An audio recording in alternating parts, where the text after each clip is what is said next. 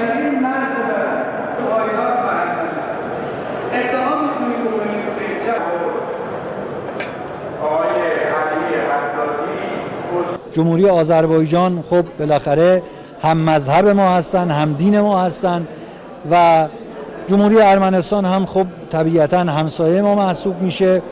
ما در واقع حمایت رسمی از مثلا هیچ کدوم از کشورها نمیخوایم بکنیم. اصلا اصل درگیری و جنگ بین اینها رو درست نمیدونیم. ما معتقدیم، من نظر خودم رو اعلام میکنم، معتقدیم که قطعنامه‌های سازمان ملل در این مورد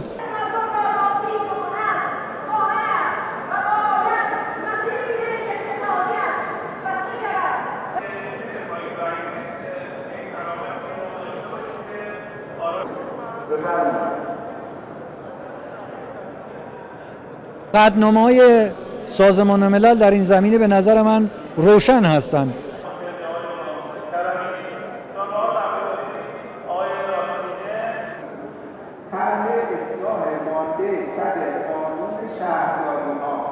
اگر نشست‌های خوبی رو داشته باشند با حضور سازمان ملل و کشورهایی که در اطراف هستند، این مشکل انشالله حل بشه. جمهوری اسلامی ایران هم با توجه به اینکه هم مرز دو تا کشور هست و ارتباط خیلی خوبی رو با هم ارمنستان و هم با آذربایجان داره و اشتراکات فرهنگی زیادی رو و همجواری زیادی بین دو تا کشور وجود داره، قطعاً این آمادگی رو داره که کمک بکنه که این بحرانی که الان در منطقه هست انشالله به سلامت و با خوبی انشالله حل بشه.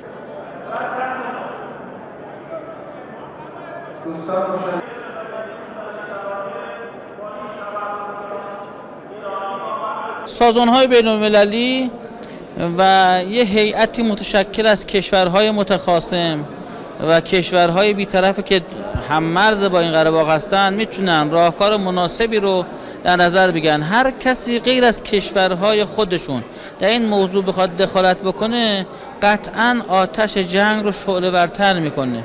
من قائلم به این که با گفتگو و با تفاهم دو تا کشور قطعاً این مشکل حل میشه، به شرط اینکه این دو تا کشور کنار هم بشینن.